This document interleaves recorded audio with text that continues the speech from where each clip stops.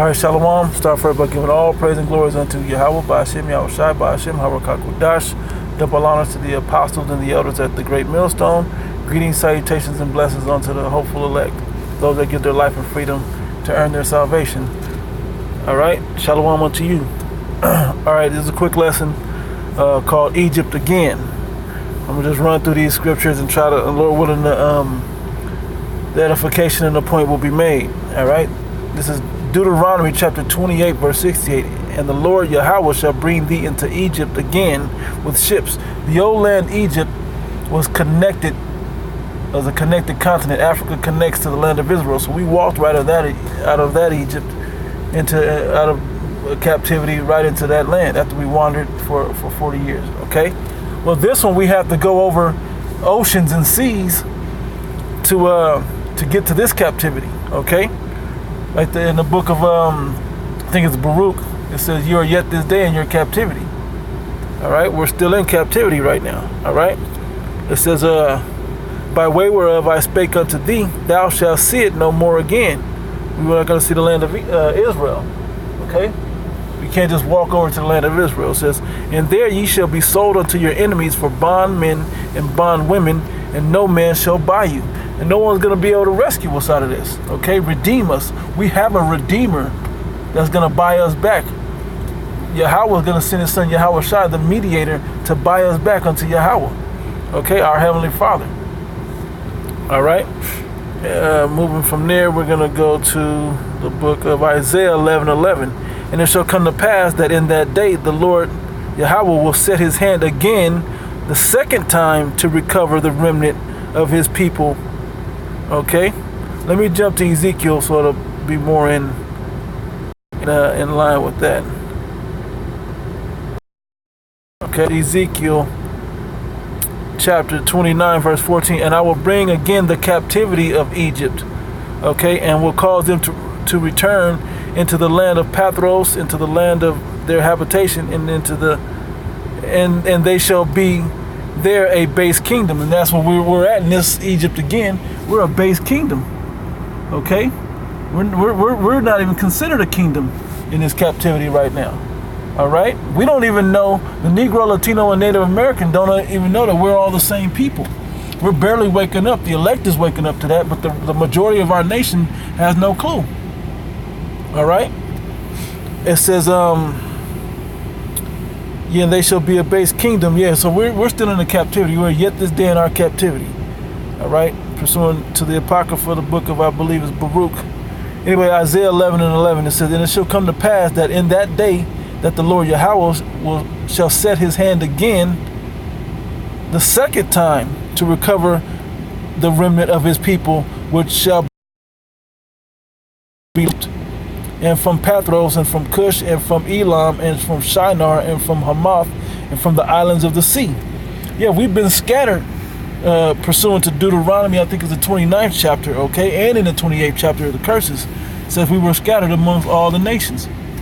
All right, so he's going to bring us back, and that's the beautiful part of the gospel, that wild olive tree, those Israelites that are confused in the faces, that don't know that they're the Israelites anymore, they don't look like the conventional Negro, Latino, Native American, they're going to come back into the fold and be part of our nation again, and know that they're our nation and look like our nation. Okay, and that's how the Most High is going to recover us all back to him again. All right, let me continue on. It says, and I read that one, Zechariah chapter 10 verse 10. It says, I will bring them again out of the land of Egypt and gather them out of Assyria, and I will bring them into the land of Gilead and Lebanon, and place them, a place shall not be found for them, and place shall not be found for them. Yeah, and that's where we're over here right now in this Egypt. We don't have a homeland to go back to. Mexico is not your homeland. South America and Central America is not your homeland. America is not. You're not, just because you're indigenous to the Americas, you're not American. Okay, this isn't your land. All right, our land is in the land of Israel over there. Okay, where those people that call themselves Jews are dwelling right now. Okay, and we're gonna get to go back. I have another script real quick. 2nd Esdras chapter 15. And I'll read, verse 10. It says, behold, my people is led as a flock to the slaughter. I will not suffer them now to dwell in the land of Egypt. Okay, majority of our people, the 2/3, are led as a flock to the slaughter, being destroyed by this whole life that we live. Every people, because it's keeping them further and further away from the righteousness of Yahweh Ba'ashem Yahushai. And the understanding and trying to the best to keep the commandments. Okay, calling on to the Most High, being brotherly to one another in righteousness. Okay, it says, but I will bring them with a mighty hand and a stretched out arm, and smite Egypt with plagues as before, and will destroy all the land thereof. Okay, and he's gonna smite this place just like he smited Egypt with the 10 plagues before he let us, for Pharaoh let us go, and then he swallowed up the army of Egypt. Crossing the sea. Same thing here, okay? Same thing here. He's gonna smite this place with Egypt's plagues as before, okay?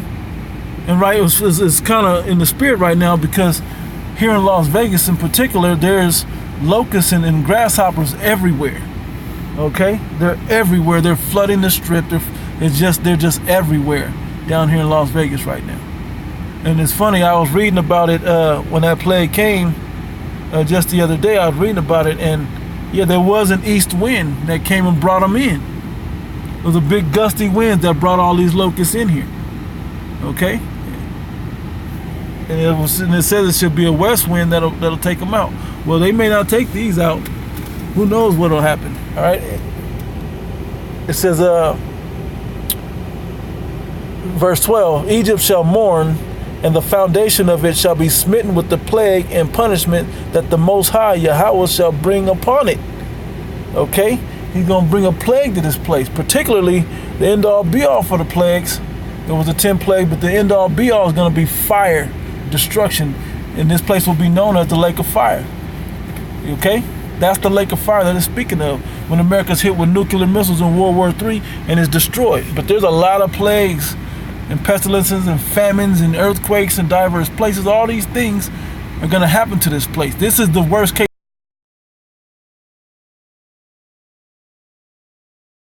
scenario to come and step in to preserve us. All right, so I'm pretty much in this right there. This place America is Egypt again. Okay, this is Egypt again. That's what it's referring to, but there was no place called America before. All right, but this is the place now. Matter of fact, 1 second, let me grab something. All right, I don't know if you guys can see this, but a customer brought this in. This is you can read it there at the bottom. It says Amerigo Vespucci, okay? And up here it says Italian sail training ship.